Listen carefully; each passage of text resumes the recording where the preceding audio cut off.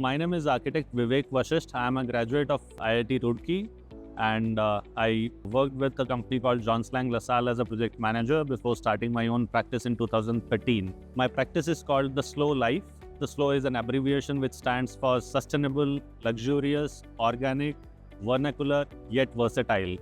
At Slow Life, we are trying to create spatial experiences which define the sustainability and luxury together for our clients, and the architecture remains the primary force of action and have been a roller coaster ride since then.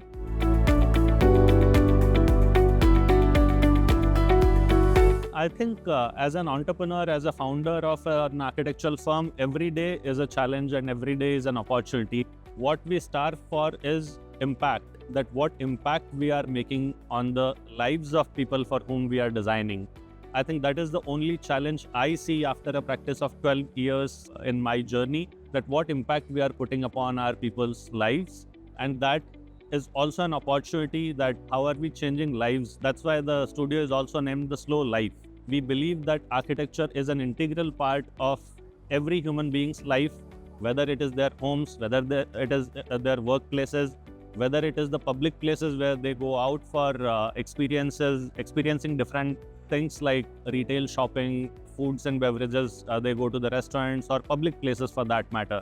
So the biggest challenge and opportunity clubbed together is impact. We are working towards refining our impact on the society for the betterment.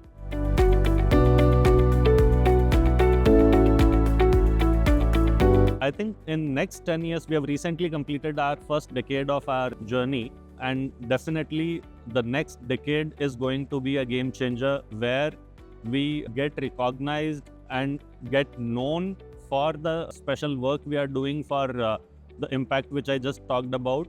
That every house which we design should talk a story. Every workplace which we design should bring the brand identity together and can create a space which is good for physical and mental wellness for the people around. And every public place which we design, like schools or malls or retail space or hospitals, they also impact the people's design. That recognition we feel that should be there in the next 10 years, and we should be the front runner of creating an impactful architecture and interior design for our users, for our clients, for our patrons.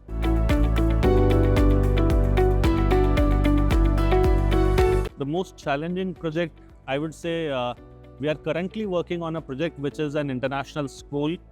The biggest, I would not say that it is the most challenging project, but every interesting project, every new typology in the studio comes with a lot of ideas, discussions, learnings also.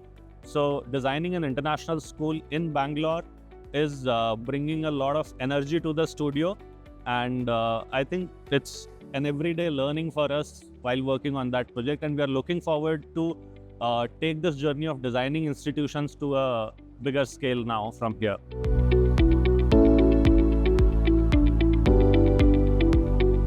That's a tough question.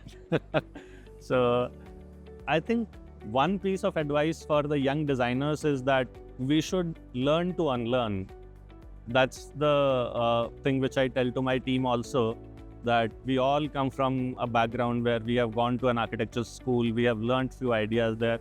But the professional world, professional practice works in a different way.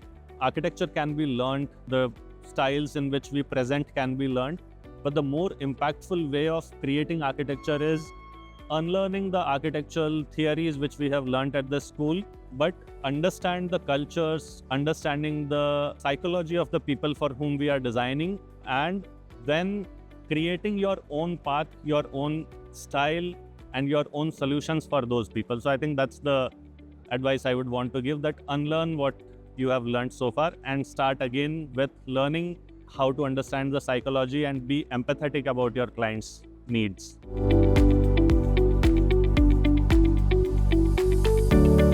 So when we design our residences, as I said, that we do not treat this as an architectural design or an interior design or a product design assignment for us. We are actually designing experiences for our clients. We call our practice as a spatial experience design firm. So talking about the elements which we take care while designing is that whatever we are putting up in the design should reflect the personality of that specific family, of all the family members of that family. So that brings the customization, that brings the personalization value, the connect of the family members with that house, if the house is reflecting their own family values and personalities.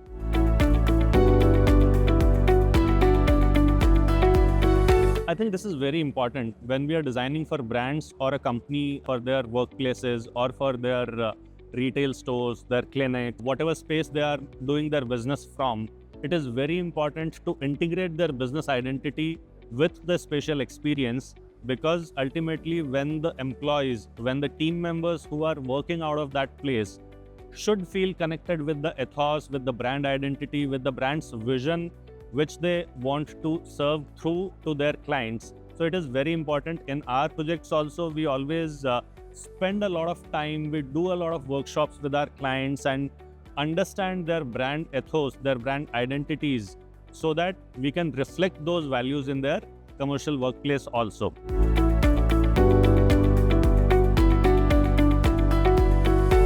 Commercial buildings are the place where, while starting the design, we exactly do not know that who is our exact user.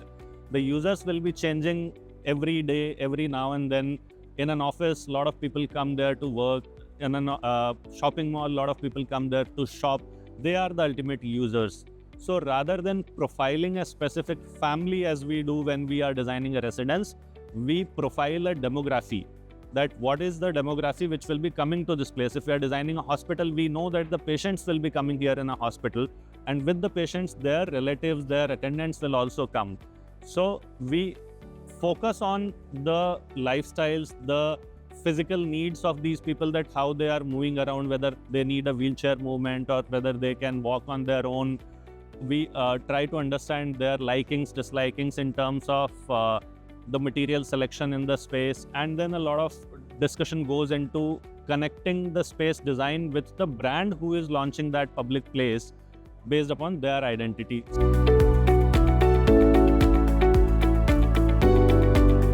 I think having a process-driven company solves this problem.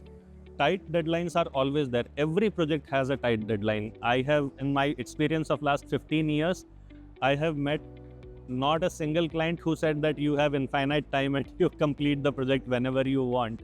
Every client will give us a very tight deadline, and having right processes, right systems, and a well-trained team who lives, breathes that system day in, day out will be able to deliver the project in a very systematic way in the given timeline. The systems, the processes improve the productivity to a very good level. When we have started our practice, there was a time when, in our luxury home interior segment, there was a point of time in the beginning of our practice where we used to complete a project in 18 months, 24 months also. But with consistent effort of the whole team, we have created our systems and processes in a way that now we are able to complete a very high-end luxury home interiors project in 6 to 8 months also, all thanks to the processes.